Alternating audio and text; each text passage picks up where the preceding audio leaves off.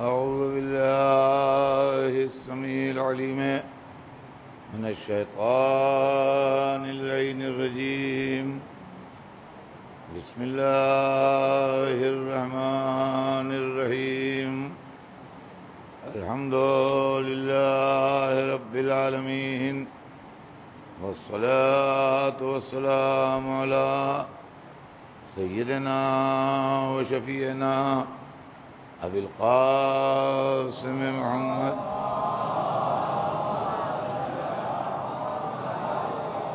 وآله الطيبين الطاهرين المعصومين، ولعنة الله على أعدائهم أجمعين من يومنا هذا إلى يوم الدين. أما بعد، فقد قال الله سبحانه تبارك وتعالى في كتابه المبين، وهو أصدق الصادقين. تبارك الذي بيده الملك وهو على كل شيء قدير، الذي خلق الموت والحياة ليبلوكم أيكم أحسن عملا. صلوات بھیجنے محمد.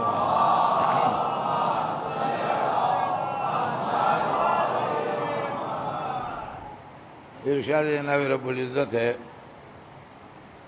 کہ برکت والا ہے وہ اللہ جس کے قبضے میں ملک ہے اور وہ ہر شے پر قادر ہے. وہ اللہ جس نے موت اور زندگی کو پیدا کیا تاکہ تم کو آزمائے کہ تم میں بہترین عمل کون کرتا ہے. عزیزان گرامی، میں نے اس عشرہ مبارک میں آپ کے سامنے جو موضوع چھیڑا اس کا عنوان تھا حکومت الہی. بات کا خلاصہ یہ ہے، بات کی سمری یہ ہے کہ حکومت اللہ کا حق ہے کہ بندے کا حق ہے. اسلامی نقطہ نظر سے حاکم کون ہے؟ اللہ حاکم ہے کہ ہم حاکم ہیں؟ اگر ہم حاکم ہیں تو انتخاب بھی ہم کریں گے، اور اگر اللہ حاکم ہے تو انتخاب بھی اللہ کرے گا. ابھی بہت دنوں پرانی بات نہیں ہے، دو چار اس زمانے کے بڈھے ابھی زندہ ہیں. جب ہندوستان پر انگریزوں کا قبضہ تھا تو ہندوستان میں الیکشن نہیں ہوتے تھے. ہندوستانیوں کو الیکشن کر کے اپنے نمائندے، اپنے ریپرزینٹیٹیو چننے کا حق نہیں تھا. گورنر انگلینڈ سے آتے تھے، وائسرائے انگلینڈ سے آتا تھا، حکومت کرنے والے لوگ جو تھے وہ انگلینڈ سے آتے تھے، جو آن کے یہاں حکومت کرتے تھے. کیوں ایسا تھا؟ ایسا اس لیے تھا کہ بادشاہت ہندوستان کی برطانیہ کے پاس تھی. لوگوں نے پروٹیسٹ کیا، موومنٹ چلا، کوشش ہوئی، برطانیہ نے اس ملک کو آزاد کر دیا. جب برطانیہ نے اس ملک کو آزاد کیا تو ہندوستان میں الیکشن ہوتے ہیں، ہندوستان میں پارلیمنٹ بن گئی، ہندوستان میں جو اسٹیٹ ہیں اس میں الیکشن ہوتے ہیں اور اسٹیٹ اسمبلیز بن گئیں. معلومات جس کا قبضے میں حکومت ہوتی ہے انتخاب کرنا اس کا حق ہوتا ہے. یہ میں نے آپ کو 8 دن تک، بلکہ آج 9ویں شب ہے، 9 راتوں 8 راتوں 9 راتوں آپ کو یہ سنایا ہے اور مسلسل ریفرنس قرآن پاک سے دیے ہیں. حضرت آدم سے لے کے حضرت موسیٰ تک میں نے سلسلہ پہنچایا تھا. ہماری سمجھ میں ایک بات نہیں آتی، آپ ہمیں پوچھ کے بتائیے، یا کوئی عالم ہمیں بتائیں، یا کوئی مجتہد ہمیں بتائیں، یا کوئی بڑے اسکالر ہمیں بتائیں آج تک اتنی عمر آ گئی ہماری سمجھ میں یہ نہ آیا کہ ہندوستان تو 15 اگست سن 1947 کو آزاد ہوا. سنیے گا ذرا، یہ میں خود آپ کے گھر کی مثال دے رہا ہوں، انڈیا کی. میں انڈین ہوں، یہاں سب انڈین بیٹھے ہیں، میں انڈیا کی مثال دے رہا ہوں. یہ انڈیا جو ہے وہ برٹش رول سے 15 اگست 1947 کو 1947 میں آزاد ہوا. اس ڈیٹ کے اوپر آج بھی لوگ جشن مناتے ہیں، فلیگ ہاسٹنگ ہوتی ہے، سرکاری دفتروں میں چھٹی ہوتی ہے، اور اس دن سے ہندوستانیوں کو اس بات کا حق ملا کہ وہ اپنا ریپرزنٹیٹو چن لیں. سوال یہ پیدا ہوتا ہے میرا کہ اللہ نے اپنے بندوں کو کس دن آزادی دی ہے، کس ڈیٹ میں، کہ جس کے بعد سے وہ اپنے نمائندے خود منتخب کرنے لگیں اور نمائندہ الہی کو بھول جائیں. وہ ڈیٹ آپ ہمیں بتائیے، یا قرآن سے بتائیے، یا حدیث سے بتائیے، یا تاریخ سے بتائیے کہ وہ کون سی ڈیٹ تھی جس دن مسلمان آزاد کیے گئے، بندے آزاد کیے گئے، کہ تم جس کو جو چاہو منتخب کر لو. اب اللہ کا اس معاملے میں کوئی دخل نہیں ہے. ہم جو کہتے ہیں کہ علی کو اللہ نے منتخب کیا، وہ تو اسی پرانی روایت کی بنا پر کہتے ہیں.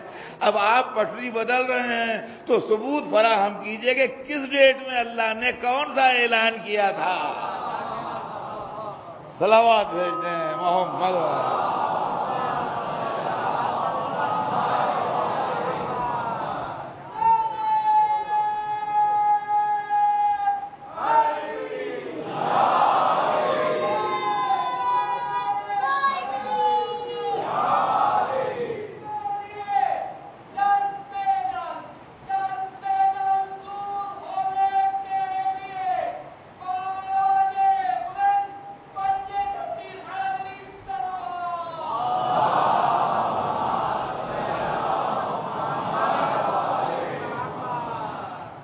جناب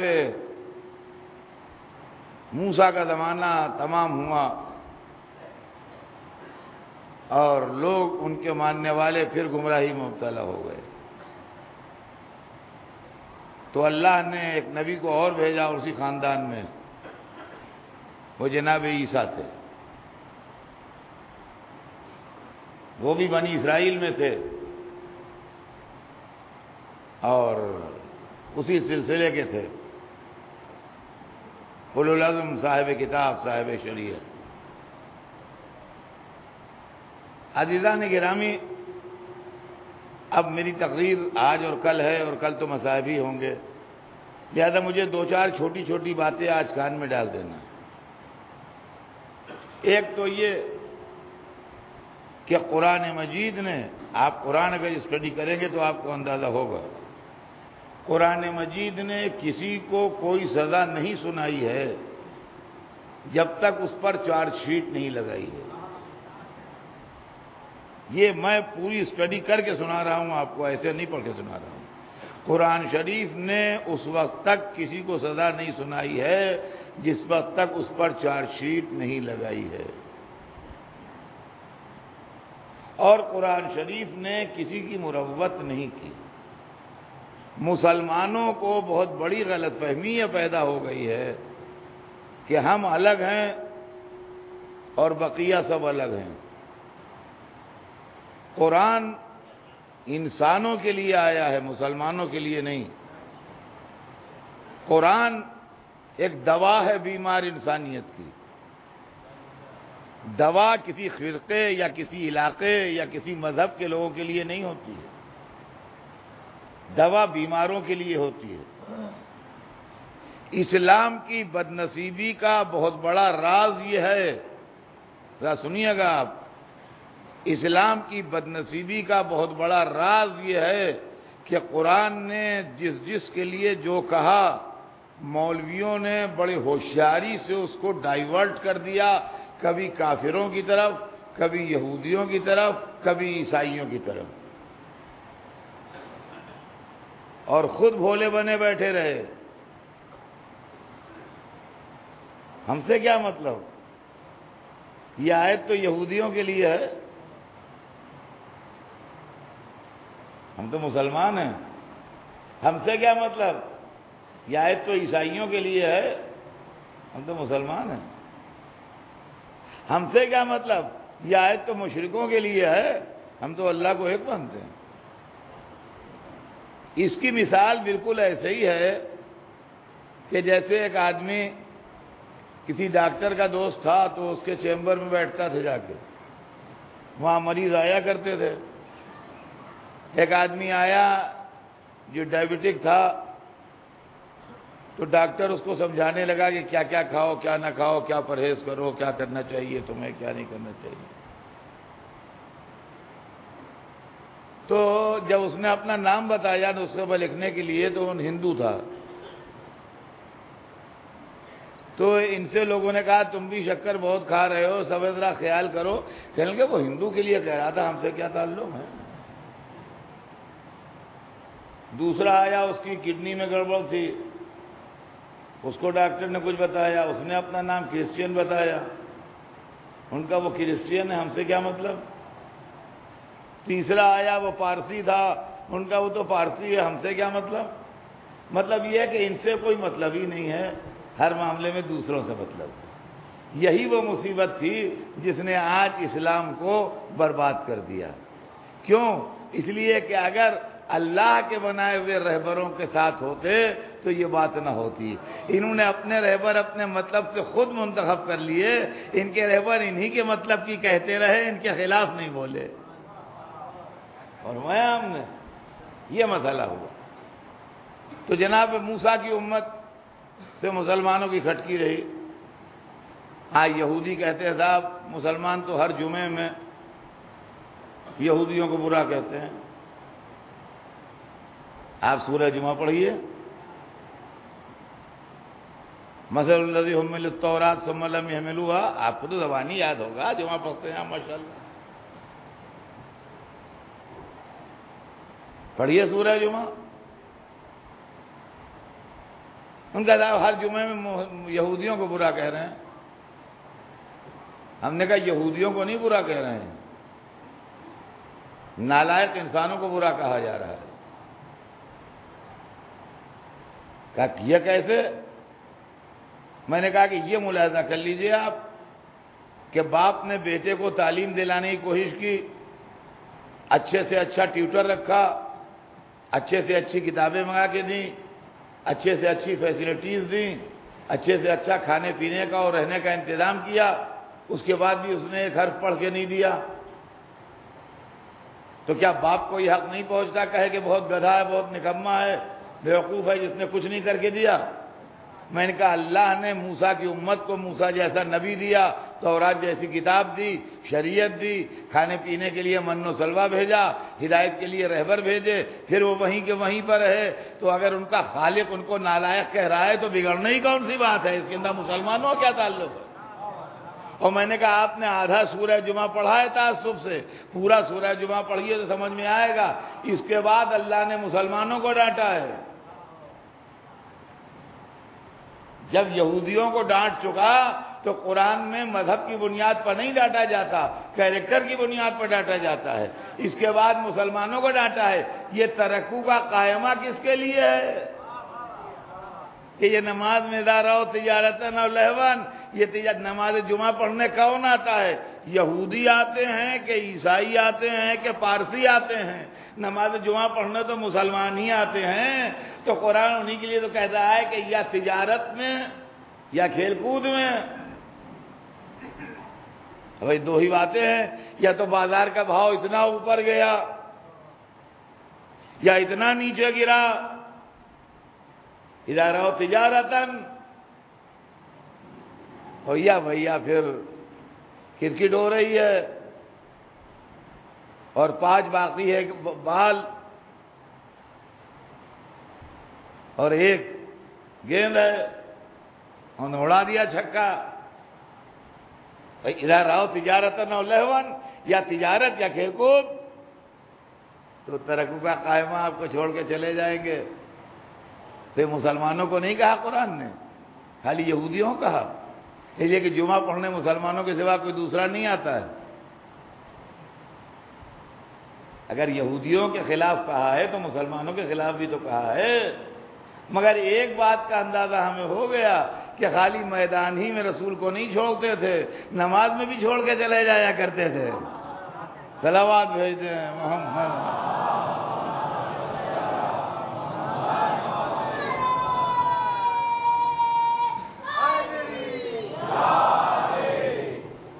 جناب موسیٰ کے بعد حضرت عیسیٰ کا دور آیا، اور حضرت عیسیٰ کی آمد سے پہلے پہلے قرآن نے عیسیٰ کی آمد کے تمام واقعات کو ذکر کرنا شروع کیا، اور قرآن نے تصویر بنائی کہ ایک بیوی، بڑی مقدس و پاکیزہ بیوی، تنہائی میں بیٹھی ہوئی اللہ سے باتیں کر رہی ہے، اور کہہ رہی ہے کہ پالنے والے، میں نے یہ نذر مانی ہے کہ بچہ جو میرے یہاں پیدا ہونے والا ہے اس کو میں تیرے گھر کی خدمت کے لیے وقف کر دوں، یہ نذر مانی۔ یہ ایک آواز قرآن نے سنائی، اور تھوڑی دیر کے بعد ایک دوسری تصویر دکھائی، ایک بیوی پیدا ہوئے بچے کو لیے بیٹھی ہے اور آسمان کو دیکھ رہی ہے،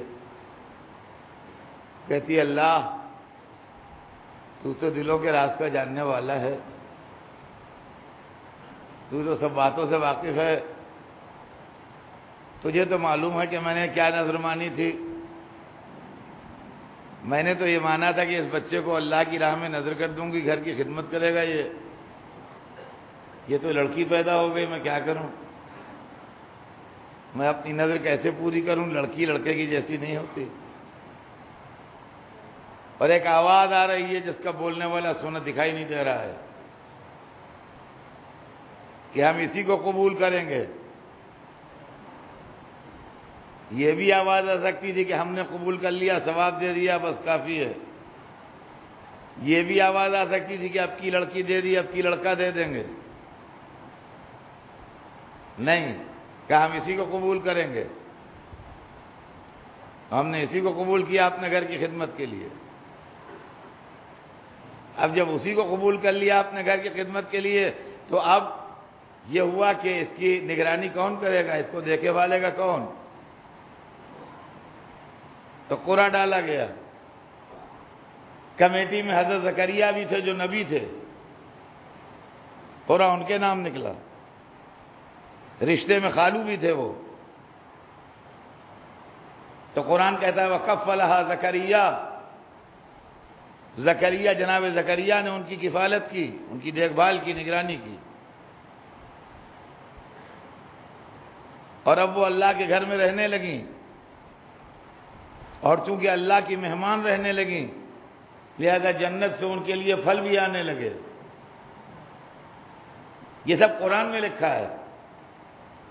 اور عصمت مریم کی پاسداری مقصود تھی، اس لیے ہمیشہ بے فصل کے میوے آئے۔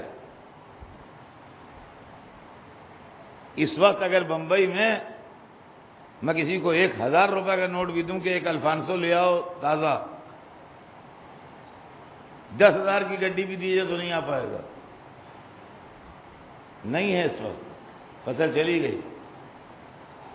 مریم کے سامنے ہمیشہ وہ میوہ رکھا ہوا دکھائی دیا جو دور دور اس علاقے میں نہ ہو، تاکہ جن کے دل میں مرض ہے وہ یہ نہ سمجھیں کوئی انسان رکھ جاتا ہے۔ ہمیشہ بلا فصل کا میوہ ملا مریم کے پاس۔ معلوم ہے اللہ والوں کو جب ملتا ہے بلا فصل ملتا ہے۔ صلوات بھیجتے ہیں محمد والے۔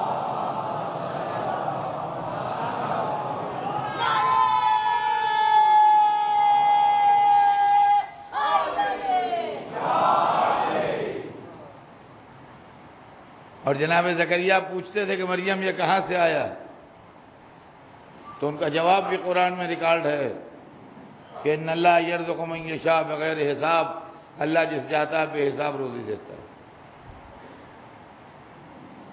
یہاں تک کہ وہ منزل آئی کہ مریم عمر کی اس منزل میں آئیں جہاں شادی بیاہ ہوتی ہے، مگر چونکہ معصومہ تھیں لہذا غیر معصوم سے شادی ممکن نہیں تھی۔ تو اب یا تو معصومہ کی شادی غیر معصوم سے نہ ہو اور اولاد بھی نہ ہو، ساری زندگی ایسے ہی کٹ جائے، یا شادی ہو تو غیر معصوم سے ہو، اولاد وغیرہ ہو۔ اللہ کو یہ منظور نہیں ہوا کہ معصومہ خاطی سے بیاہی جائے، یہ بھی منظور نہ ہوا کہ نسل معصومہ نہ چلے، لہذا اللہ نے اپنی قدرت سے ان کو بغیر باپ کے بیٹا دیا۔ اور قرآن کہتا ہے کہ فرشتہ آیا ان کے پاس اور فرشتے نے آ کے ان کو جناب عیسیٰ کی بشارت دی، تو کہتی ہے معاذ اللہ، تم کیسی بات کرتے ہو،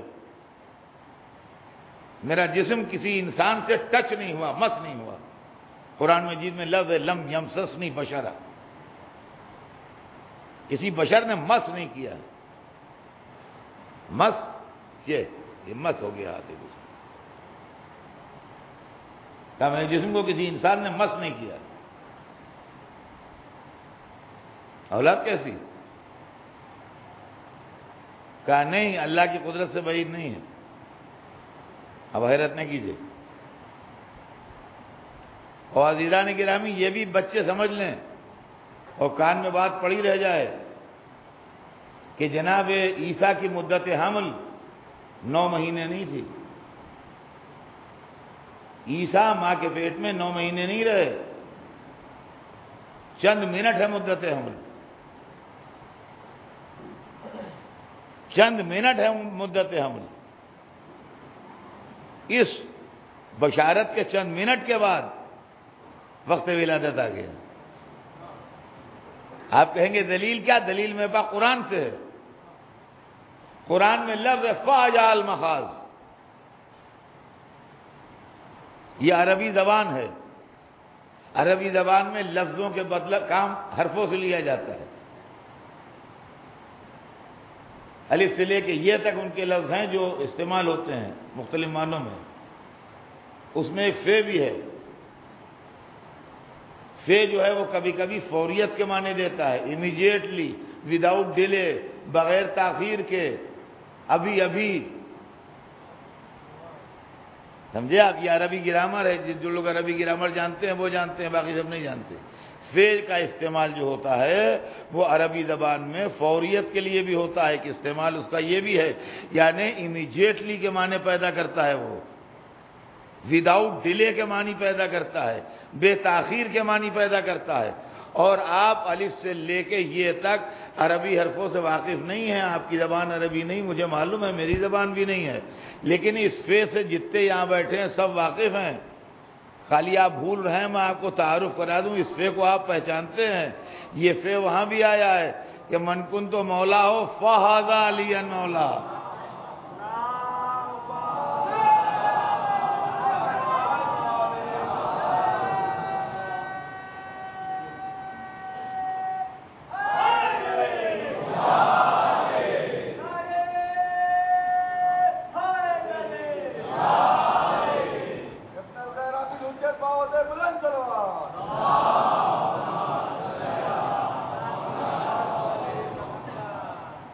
فہد علی مولا، جس کا میں مولا ہوں، بس فوراً، امیڈیٹلی، وداؤٹ ڈیلے، بلا فصل، بغیر تاخیر، یہ علی بھی اس کا مولا ہے۔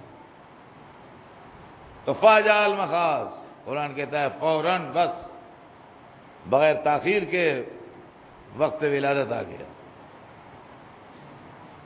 اور جناب عیسیٰ پیدا ہوئے، جب پیدا ہوئے تو لوگوں نے کہا یہ کہاں سے آیا؟ تو اللہ نے تسلی دی، کہا مریم گھبراؤ نہیں، سورہ مریم میں سب موجود ہے، آپ پڑھ لیجئے، کھاؤ پیو، آنکھیں ٹھنڈی کرو، درخت خرما ہلاؤ، اس میں تازہ خرمے گریں گے۔ اور جو کوئی تم سے پوچھنے آئے تم کہہ دو کہ اسی سے پوچھ لو بچے سے، میں نہیں بتاؤں کہ میں نے روزہ رکھا ہے۔ اب آج کل ہمارے لوگ یہ سوال کرتے ہیں لڑکے کہ روزہ رکھا ہے تو بتائیں کیوں نہیں؟ یہ آپ کے پاس جو روزہ ہے یہ رسول اللہ کی شریعت کا ہے۔ حضرت مریم والا روزہ جو تھا وہ حضرت عیسیٰ کی شریعت کا تھا۔ اس روزے میں بات چیت نہیں کی جاتی تھی، جیسے نماز ٹوٹ جاتی ہے پرائیویٹ بات چیت سے، ویسے روزہ بھی پرائیویٹ بات چیت سے ٹوٹ جاتا تھا، لہذا وہ لوگ یا ذکر خدا کرتے تھے یا چپ رہتے تھے۔ اب سمجھے آپ جو قرآن مجید میں ہے کہ تم ان سے کہہ دو کہ میں نے روزہ رکھا ہے، تو روزے سے اور چپ رہنے سے کیا تعلق ہے؟ اس زمانے کے روزے میں جو رسول اللہ سے پہلے کا تھا چپ رہا جاتا تھا۔ آپ کی شریعت چونکہ شریعت سہلا ہے لہذا آپ کو پرمیشن دی گئی ہے کہ آپ روزے میں خوب باتیں کیجئے۔ ان لوگوں کو پرمیشن نہیں تھی روزے میں بات کرنے۔ نماز کتنا روزہ بھی ٹوٹ جاتا تھا اگر پرسنل بات چیت کر لیں۔ تو قوم والے آئے تو انہوں نے اشارہ کر دیا میں تو روزے سے ہوں، انی نظر تو للرحمن صوما، میں نے تو اپنے رب کا رحمان کے روزہ نظر کیا۔ اب انہوں نے کہا کیفا نکلم من کان فی المہد صبیا، ہم اس سے کیسے باتیں کریں جو گہوارے میں ہے؟ سبحان اللہ، دیکھیے یہ ہوتا ہے معصوم اور نبی، ماں کے کہتے ہی نہیں بول پڑے۔ جب ماں نے اشارہ کیا چپ کے لیٹے رہے، جب قوم والوں نے یہ کہہ دیا کہ یہ بولے گا نہیں تب بولے۔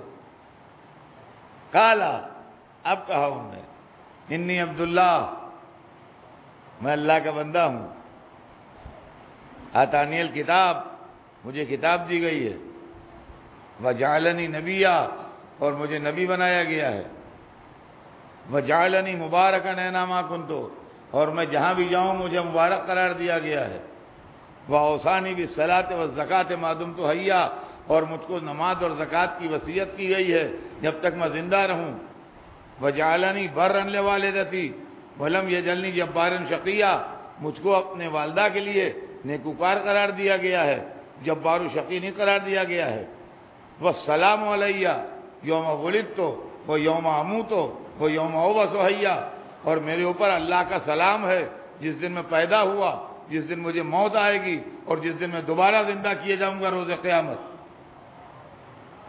یہ اچھی خاصی لمبی تقریر ہے جو قرآن میں ریکارڈ ہے۔ یہ پیدا ہوئے عیسیٰ بول رہے ہیں۔ اور عزیزان گرامی، ایک بات اور بھی کہتا چلوں، حالانکہ وہ اس موضوع سے الگ اگر ہے تو الگ ہی صحیح، میں کہتا چلوں، ادھر ایک موومنٹ یہ بھی چل رہا ہے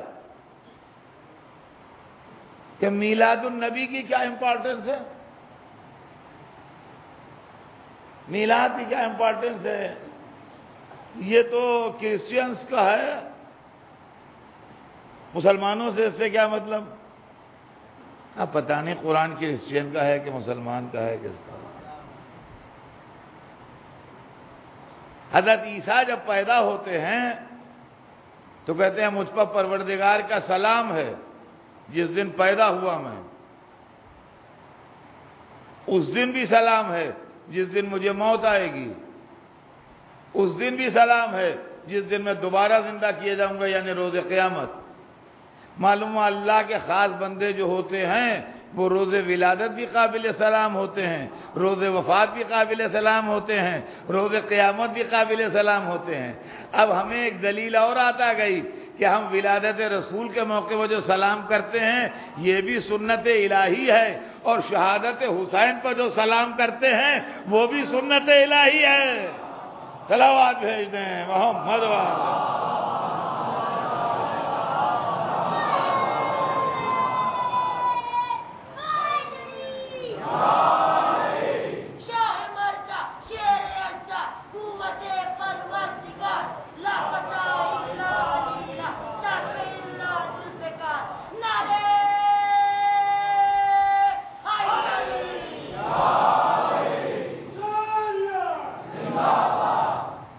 حضرت عیسیٰ نے تبلیغ کی اور ایک منزل تک آ کے دنیا کو اللہ کا راستہ بتایا اور نیکیاں بتائیں،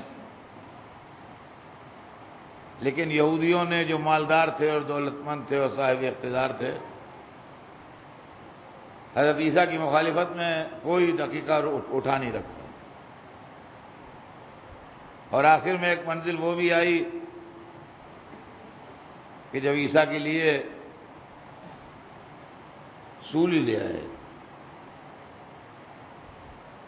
یہ اور بات ہے کہ وہ سولی دینے میں عیسیٰ کو کامیاب نہیں ہوئے، اور قرآن مجید صاف لفظوں میں اعلان کر رہا ہے کہ وَمَا قَتَلُوهُ وَمَا صَلَبُوهُ، نہ انہوں نے عیسیٰ کو قتل کیا اور نہ انہوں نے عیسیٰ کو سولی پہ چڑھایا، اللہ نے ان کو بلند کر لیا۔ مسلمانوں کے عقیدے کے حساب سے عیسیٰ آج بھی زندہ ہیں، اور اگر کوئی مسلمان یہ مان لے کہ عیسیٰ زندہ نہیں ہے تو مسلمان ہی نہیں ہے۔ لا الہ الا اللہ محمد رسول اللہ کہنے کے بعد بھی مسلمان نہیں ہے اگر عیسیٰ کو مردہ مان لے، سمجھے آپ؟ تو آپ کو مسلمان ہونے کے ناطے عیسیٰ کو زندہ ماننا پڑے گا۔ اب میری سمجھ میں یہ نہیں آتا کہ یہودی کچھ کہیں یا عیسائی کچھ کہیں، ہمیں اس سے بحث نہیں، لیکن ہمارے مسلمان بھائی جو ہم سے پوچھتے ہیں آپ کے امام کیسے زندہ ہیں، تو ہماری سمجھ میں نہیں آتا کہ یہ کس حساب سے پوچھتے ہیں۔ ان کو تو ایک ہی جواب ہے کہ آپ کے عیسیٰ کیسے زندہ ہیں۔ بس جو عیسیٰ کو زندہ رکھے ہوئے ہے 2000 برس سے، وہی 1200 برس سے امام کو زندہ رکھے ہوئے ہے۔ اگر 2000 برس سے عیسیٰ زندہ ہیں تو 1200 برس کے امام اگر زندہ ہیں تو حیرانی کس بات کی ہے؟ دوسرا جواب بھی سن لیجئے، اے صاحب امام آپ کے زندہ ہیں تو فائدہ کیا ہے؟ دنیا میں قتل ہو رہا ہے، غارت گری ہو رہی ہے، فساد ہو رہا ہے، بلبہ مچا ہوا ہے، ایک دوسرے کو کھائے جا رہا ہے، امام کی زندگی سے فائدہ کیا ہے؟ میں کہوں گا عیسیٰ سے پہلے جن کو زندہ، امام سے پہلے عیسیٰ جو زندہ ہیں ان کی قوم والے تو دنیا میں بڑا بلبہ کیے ہوئے ہیں، ان کو بھیجیے آپ کہ ان کو پیسیفائی کریں اور انصاف کروائیں ان سے، وہ زندہ ہے تو فائدہ کیا ہے؟ معلوم ہوا کہ کوئی دلیل نہیں ہے، خالی دشمنی ہے، اہل بیت کا کرشمہ ہے جو اعتراض ہو رہے ہیں۔ اور عزیزان گرامی میں اکثر پڑھتا رہتا ہوں، کوئی نئی بات نہیں ہے کہ اس عالم میں بھی خدا کی قسم اہل بیت کی دشمنی نہیں جاتی۔ ہم سے پوچھنے لگے کہ وہ آپ کے امام ہیں، ان کا ہے، کیونکہ بابری مسجد گر گئی وہ نہیں آئے۔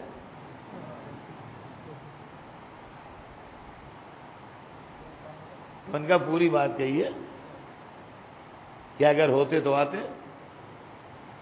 نہیں آئے کا مطلب ہی ہے کہ نہیں ہے۔ تو بھیا ہم سے غلطی ہوئی، ہم نے توبہ کی، بزرگوں کے بہکائے ہوئے آ گئے تھے، اب نہیں بہکیں گے۔ بات ٹھیک ہے، سمجھ میں آتی ہے کہ اگر بابری مسجد گری تھی تو اس پر آنا چاہیے تھا انہیں، وہ نہیں آئے، ہوتے تو آتے۔ لیکن ان کے اللہ کا گھر تھا، ان کا گھر تو تھا نہیں، جس کا گھر تھا وہ خود ہی نہیں آیا۔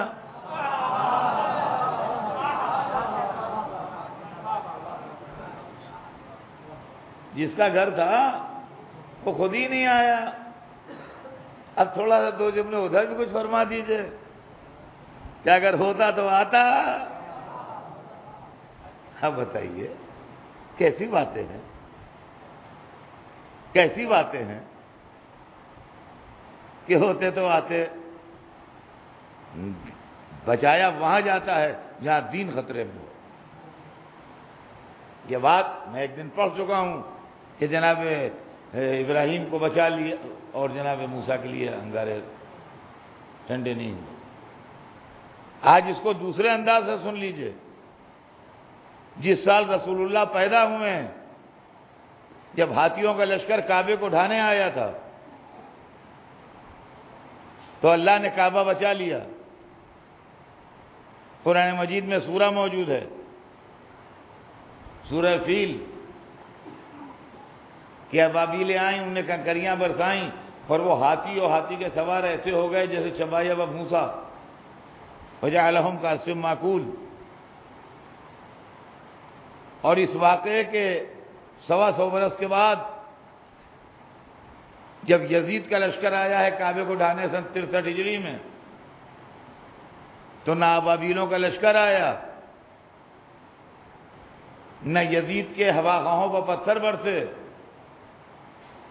خانہ کعبہ کے اوپر آگ کی بارش ہوتی رہی، پتھر گرتے رہے، خانہ کعبہ کا پردہ جل گیا، رکن یمانی منہدم ہو گیا، کعبے کے چاروں طرف لاشیں بکھری پڑی ہوئی تھیں اور کچھ نہیں ہوا۔ وہ اللہ جس نے ابرہے کے مقابلے میں ابابیلیں بھیجی تھیں، یزید کے مقابلے میں لشکر کیوں نہیں بھیجا؟ اس وقت اسلام آیا نہیں تھا، اگر کعبہ منہدم ہو جاتا تو مذہب کا نقصان پہنچتا۔ اب اسلام آ چکا تھا، اب ظالم کا چہرہ ایکسپوز ہونا تھا کہ دیکھو حسین کا قاتل کیسا ہوتا ہے، پہلے حسین کو قتل کرتا ہے، پھر مسجد کو برباد کرتا ہے، پھر کعبے تک پہنچ جاتا ہے۔ سمجھے آپ؟ یہ مسئلہ ہے۔ تو اللہ نے حضرت عیسیٰ کو آسمان پر بلند کر اور اس کے بعد اپنے حبیب کو بھیجا،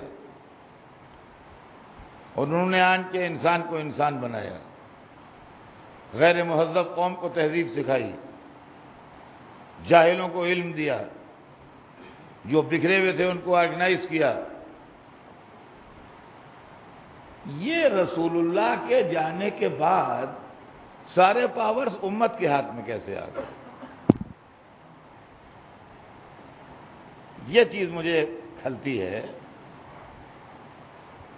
کہ حضرت آدم کے جانے کے بعد پاورز اللہ کے پاس رہے، اس نے نوح کو بھیجا۔ حضرت نوح کے جانے کے بعد پاور اللہ کے پاس رہا، اس نے ابراہیم کو بھیجا۔ حضرت ابراہیم کے جانے کے بعد پاور اللہ کے پاس رہا، اس نے موسیٰ کو بھیجا۔ موسیٰ کے جانے کے بعد پھر پاور اللہ کے پاس رہا، اس نے عیسیٰ کو بھیجا۔ عیسیٰ کے جانے کے بعد پھر پاور اللہ کے پاس رہا، اس نے سرکار دو عالم کو بھیجا۔ سرکار دو عالم کے اٹھتے ہی وہ کون سی آیت قرآن میں ہے جس میں اللہ نے فرمایا کہ اب ہم نے مسلمانوں پاورز تمہیں ڈیلیگیٹ کر دی ہیں؟ دیکھیے صاحب، ہم نے جو تاریخ ہدایت پڑھی ہے، ہم نے جو تاریخ نبوت پڑھی ہے، ہم نے جو تاریخ اسلام پڑھی ہے، اس کا خلاصہ یہ ہے کہ ہر نبی کے بعد وصی نبی خدا چنتا ہے، اور ہر نبی کی آل کو اللہ منتخب کرتا ہے۔ تو رسول اللہ کے بعد بھی آل رسول کا بھی انتخاب خدا کرے گا، اور نائب رسول کا بھی انتخاب خدا کرے گا۔ سمجھے آپ؟ یہ مسئلہ ہے، اور اسی لیے ہمارے پاس جو عقیدہ ہے، دیکھیے وہ بالکل کلیئر کٹ ہے اور صاف ہے کہ اللہ نے رسول کو حکم بھیجا، اور رسول نے اللہ کے حکم کی اطاعت کرتے ہوئے میدان غدیر میں اعلان ولایت حضرت علی کر دیا۔ یہ واقعہ غدیر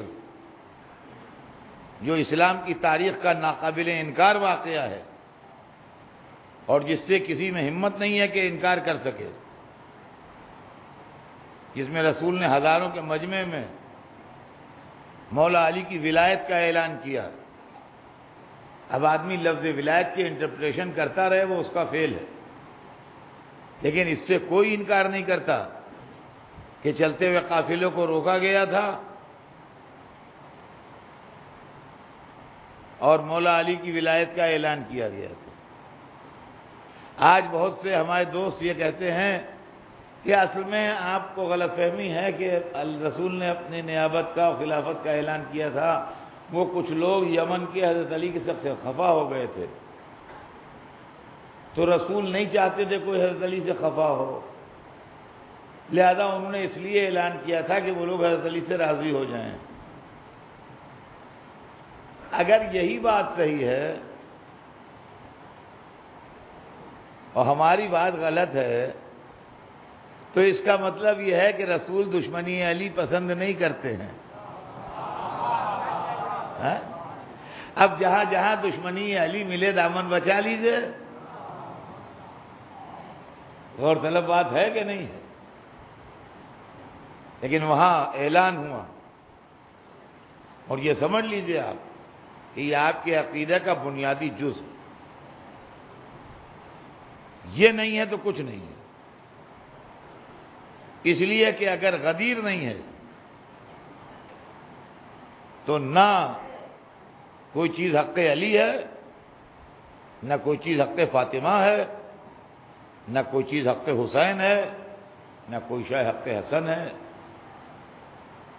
اس لیے کہ اگر اللہ نے ان کو منتخب نہیں کیا ہے تو پبلک کو اختیار ہے جو چاہے کرے۔ لہذا ہم نے سیف سائڈ یہی سمجھی، اور اسی کا مشورہ ہم اپنے بچوں کو دیتے ہیں۔ ہر بزرگ کا فرض ہے کہ وہ اولاد کو اپنے خطرے سے بچائے۔ ایک مسلمان کا فرض کیا ہے؟ اللہ کی مانے، ٹھیک ہے، رسول کی مانے۔ کیا مسلمان پر یہ بھی فرض ہے کہ مسلمانوں کی مانے؟ قرآن میں لکھا ہے مجھے ماننا چاہیے، ٹھیک ہے، حدیث رسول میں ہے کہ ایسا کرو، مجھے ماننا چاہیے، ٹھیک ہے۔ یہ مسجد میں جو اتنے لوگ بیٹھے ہوئے ہیں یہ کہتے ہیں ایسا کرو، تو کیا واجب ہے میرے اوپر کہ میں مانوں اس کو؟ یہ کون ہوتے ہیں مجھے حکم دینے والے؟ میں آزاد پیدا ہوا ہوں، جو مجھے سمجھ میں آتا ہے کرتا ہوں۔ زیادہ سے زیادہ آپ مجھ سے ناراض ہو جائیں گے کہ میری نہیں مان رہے ہیں۔ خدا مجھ سے قیامت کے دن نہیں پوچھے گا، اس لیے کہ اگر خدا نے پوچھا کہ وہ اس دن خواجہ مسجد میں لوگ تم سے کہہ رہے ہیں تم نے کیوں نہیں مانی، تو میں کہوں گا معبود قرآن میں ایک آیت بھیج دیتا کہ جو ہم کہیں وہ مانو، جو ہمارا رسول کہے وہ مانو، جو بہت سے مسلمان مل کے کہیں وہ مانو۔ تو نے ایسا کوئی آرڈر بھیجا نہیں، اس لیے ہم نے مانا نہیں۔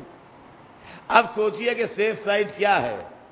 ہم جو کہتے ہیں کہ علی کو اللہ نے بنوایا اور رسول نے حکم خدا سے بنایا، تو اگر ہم صحیح کہتے ہیں تو جس نے علی کو نہیں مانا اس نے خدا اور رسول کی مخالفت کی، اور اگر آپ صحیح کہتے ہیں تو جس نے نہیں مانا اس نے مسلمانوں کی مخالفت کی۔ خدا رسول سے مطلب کیا ہے؟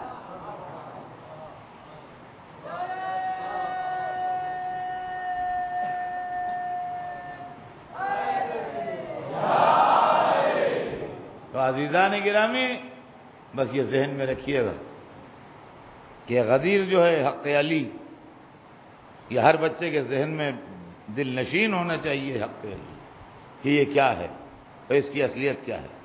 اس لیے کہ یہ اسی روش پر اور اسی اصول کے اوپر کام ہو رہا ہے جس اصول پر آدم سے لے کے سرور کائنات تک ہوا ہے، اور اس کے اندر کہیں سے کہیں تک کوئی لائن بدلی نہیں۔ اب یہ کہ دنیا میں حکومتیں کدھر جاتی ہیں، اقتدار کدھر جاتے ہیں، اس سے ہمیں کچھ لینا دینا نہیں ہے۔ ہمیں جو کچھ جھگڑا ہے دیکھیے وہ مذہبی قیادت سے ہے، ورنہ دنیا میں بہت سے بادشاہ ہوتے ہیں، ہم ہر بادشاہ کے پیچھے ڈنڈا لیے تھوڑی گھوما کرتے ہیں۔ جو اچھا کرے گا اچھا پائے گا، جو برا کرے گا برا پائے گا۔ ہم سے مطلب کیا ہے؟ آپ مذہبی قیادت کی دعوے داری نہ کیجیے۔ اور عزیزان گرامی، کاش لوگ تھوڑی دیر غور کرتے، دماغ استعمال کرتے اور سوچتے کہ وہ خلافت جو علی سے لی گئی اس کا انجام کیا ہوا۔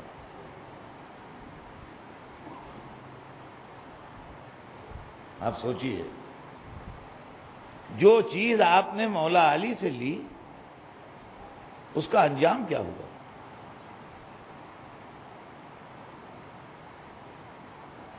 نااہلوں کے ہاتھوں میں پڑ کے یزید تک پہنچی کہ نہیں؟ اگر یزید تک پہنچ گئی تو کس کی غلطی ہے؟ اور اگر تخت اقتدار پر یزید آ گیا تو ذمہ دار کون ہے؟ کیوں صاحب اتنی سی بات سوچنے کے لیے کوئی تیار نہیں ہے کہ تخت اقتدار پر یزید کیسے آ گیا؟ آج پولیٹیکل پارٹیز کمیشن بٹھاتی ہیں، غور کرتی ہیں یہ ہماری سیٹیں گھٹی کیسے اور سیٹیں بڑھی کیسے اور یہ کیسے ہوا وہ کیسے ہوا۔ ہم کہتے ہیں آج تک مسلمانوں نے کوئی کمیشن نہ بٹھایا کہ تخت اقتدار اسلامی و بنی امیہ کیسے آ گئے، کیسے ایسے حالات پیدا ہو گئے کہ رسول کا نواسہ اس قابل ہو گیا کہ شہید کر دیا جائے اور یزید اس قابل ہو گیا کہ امیر المومنین و خلیفۃ المسلمین کہلائے۔ یہ کیسے ہو گیا؟ اور یہ آج نہیں ہوا۔ جو لوگ کہیں مسلمان خراب ہو گئے ہیں، مسلمان بگڑ گئے ہیں، اب مسلمانوں میں وہ بات نہیں رہی ہے، اب مسلمانوں میں وہ دین نہیں رہا ہے، وہ دینداری نہیں رہی ہے، رسول کے 50 برس کے اندر ہوا تو کیسے ہوا؟ وہ لوگ کون تھے، کون جن کے بیچ میں حسین گھرے ہوئے تھے؟ شہر کے شہر، علاقے کے علاقے، صوبے کے صوبے۔ ارے آپ کبھی سوچئے تو صحیح، سوائے اس کے کہ آدمی منہ چھپا لے اپنا کہ ہم سوچتے ہی نہیں، تو یہ کوئی بات نہیں ہے کہ ہم کان بند کر کے بیٹھ جائیں کہ ہم کو سنتے ہی نہیں۔ یہ مسئلے کا حل نہیں ہے۔ مسئلے کا حل یہ ہے کہ آپ مسئلے کی انالیسس کیجئے کہ کیا وجہ تھی جو اسلام دلوں پر اتنا اثر نہ کر پایا کہ پیاسے کو پانی پلا دیں۔ انسانیت آج سبیلیں رکھی جاتی ہیں، پانی پلایا جاتا ہے، لوگ سبیلوں کا انتظام راستوں میں کرتے ہیں۔ وہ علاقے جہاں کے وہ پانی کی کمی ہے، میں نے ان علاقوں میں سفر کیے ہیں، اسکولی بچے اسٹیشنوں میں پانی پلاتے ہیں۔ اب راجستھان کے ان علاقوں میں سفر کیجئے جہاں پانی کی کمی ہے، اسکول اپنے والنٹیئرز بھیجتا ہے بچوں کو پانی لے کے، جب ٹرینیں رکتی ہیں اسٹیشن کے اوپر تو اسکولی بچے یونیفارم میں آتے ہیں پانی پلانے۔ اس کا محرم سے تعلق نہیں ہے، انسانیت کی بنیاد پر۔ میں نے بائی روڈ بھی سفر کیے ہیں بہت، ان علاقوں میں جہاں پانی کم ہے، تو لوگ درختوں میں وہ کنڈے باندھ دیتے ہیں، اور ایسے آرگنائزیشنز ہیں جو اس کے اندر اپنے آدمیوں کو بھیج کے پانی بھرواتے ہیں، اور اس کا مقصد یہ ہوتا ہے کہ جانور جو ہیں پیاسے نہ مر جائیں۔ جو اڑنے والے پرندے ہیں وہ بیٹھ کے وہاں پانی پیتے ہیں، یا کوئی بھولا بھٹکا مسافری ہو تو اس میں سے پانی نکال کے اپنی جان بچا سکتا ہے، پی سکتا ہے۔ عزیزان گرامی، دنیا میں آج ہوتا ہے یہ، آپ کو بمبئی میں نہیں رہ کے اندازہ ہوگا، آپ جائیے دنیا کے ان علاقوں میں جہاں پانی کی کمی ہے، شارٹیج ہے، وہاں یہ سب ہوتا ہے۔ معلوم ہے کہ انسان کی پہچان ہے کہ وہ انسان کی مدد کرے۔ کربلا میں کتنے سنگ دل تھے جو نبی کے نواسے کو 3 دن پیاسا رکھ رہے تھے جبکہ دریا بہ رہا تھا۔ یہ اسلام تھا، یہ اسلام تھا، یہ انسان بنے تھے۔ عرب کی مہمان نوازی تو دور جہالت میں مشہور تھی، عرب کی مہمان نوازی تو دور جہالت میں مشہور تھی۔ پھر اسلامک ٹائم میں کہا جاتا تھا بڑے مہمان نواز ہوتے ہیں، اور مہمان آتا ہے تو اس کی بہت خاطر مدارات کرتے ہیں، آنکھیں بچھاتے ہیں. یہ مہمان نوازی کہاں چلی گئی تھی حسین کے معاملے میں کہ جو 6 مہینے کا بچہ 3 دن کا پیاسا شہید ہو گیا. عزیزان گرامی، یہ محرم ہمارے دماغوں کو آن کے جھنجھوڑتا ہے، یہ ہمیں سوچنے پر مجبور کرتا ہے کہ ہم سوچیں کہ وہ کون لوگ تھے اور وہ کیا چاہتے تھے اور ان کا کیا تھا. حسین بھرا گھر لائے تھے ساتھ. وہ لوگ حکومت کی لالچ میں محمد رسول اللہ کہتے تھے، ان کے دل میں عظمت رسول خدا نہیں تھی. اگر ان کے دل میں ذرا سی بھی رسول کی عزت ہوتی تو کبھی علی اکبر پر ہاتھ نہ اٹھاتے.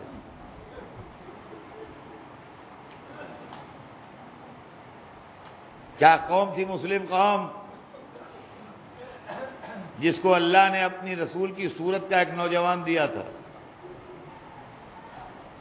اور کتنے بدنصیب تھے وہ مسلمان جنہوں نے تصویر رسالت کو تلواروں سے ٹکڑا کر دیا. عزیزان گرامی، آج نویں رات ہے. آج کی رات آپ جناب لیلا کو ان کے 18 برس والے کا پرسہ دیتے. ہماری جانیں نثار ہو جائیں اس نوجوان پر جس کو رخصت کرتے وقت امام علی مقام فرما رہے تھے کہ پالنے والے اس قوم کے ظلم پر گواہ رہنا، تیری راہ میں مرنے کے لیے اس کو بھیج رہا ہوں جو صورت میں، سیرت میں، رفتار میں، گفتار میں تیرے پیغمبر سے مشابہ ہے. تاریخ بتاتی ہے جب کوئی نہ رہا تو وہ 18 برس کا شہزادہ آیا جو تصویر رسالت. تاریخ یہ بھی لکھتی ہے کہ جب عاشور کو سویرے لشکر تیار ہوا ہے تو سب سے پہلے حسین نے علی اکبر سے کہا تھا، تقدم یا ولدی، میرے بیٹے آگے بڑھ. اصحاب وفا نے گردنوں پر تلواریں رکھ لی. ہمارے سامنے آپ نہیں جا سکتے، آپ کا بیٹا ہماری موجودگی میں جائے، نام وفا ڈوب جائے گا. ہم یہ نہیں ہونے دیں گے، پہلے ہم جائیں گے. اسی مناسبت سے علی اکبر کو اول شہید کہا گیا ہے کہ منزل شہادت میں سب سے پہلے آئے. لیکن جب کوئی نہ رہا تو کہا بابا مجھے اجازت دیجیے. اور حسین نے بیٹے کو روکا نہیں، ہر ایک کو منع کیا، علی اکبر کو نہیں منع کیا. صرف ایک جملہ فرمایا کہ جاؤ بیٹا خیمے میں رخصت ہو. شہزادہ خیمے میں گیا. ماں سے کیا باتیں ہوئیں، پھوپھی کو کیسے راضی کیا، مجھے نہیں معلوم. مجھے اتنا معلوم ہے کہ شہزادہ نکلنا چاہتا تھا، خیمے کا پردہ اٹھتا تھا اور گرتا تھا، شہزادیاں روک لیتی تھیں. واہ علی اکبرہ، واہ حسینہ، واہ محمدہ. بار بار خیمے کا پردہ اٹھتا تھا اور گرتا تھا. علی اکبر نکلنا چاہتے تھے، بیبیاں روک لیتی تھیں. آخر میں روایت میں علی اکبر یوں نکلے جیسے بھرے گھر سے جنازہ نکل رہا ہے.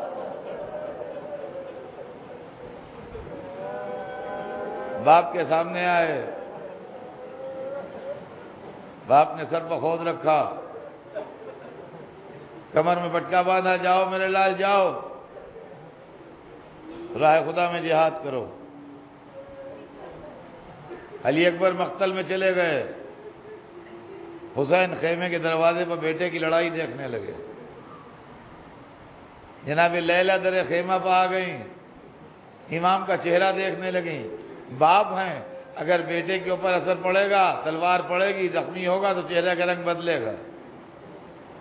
ایک دفعہ بی بی لیلا نے دیکھا کہ چہرے کا رنگ بدلا، کہا مولا کیا میرا لال زخمی ہو گیا؟ کہا نہیں لیلا زخمی نہیں ہوا، ایک پہلوان آیا ہے لڑنے کے لیے،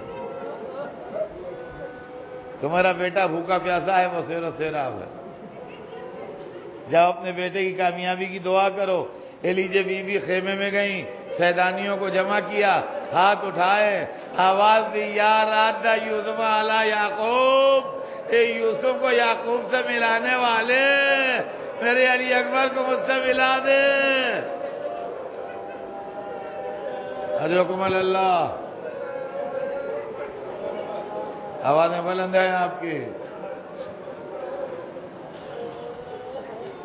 ابھی اٹھے ہوئے دعا کے ہاتھ نیچے نہیں آئے تھے، دعا تمام نہیں ہوئی تھی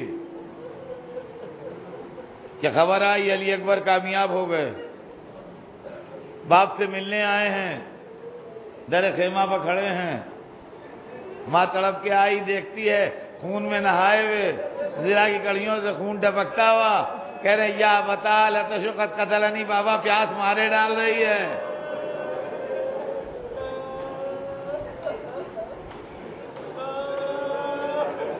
پیاس مارے ڈال رہی ہے بابا۔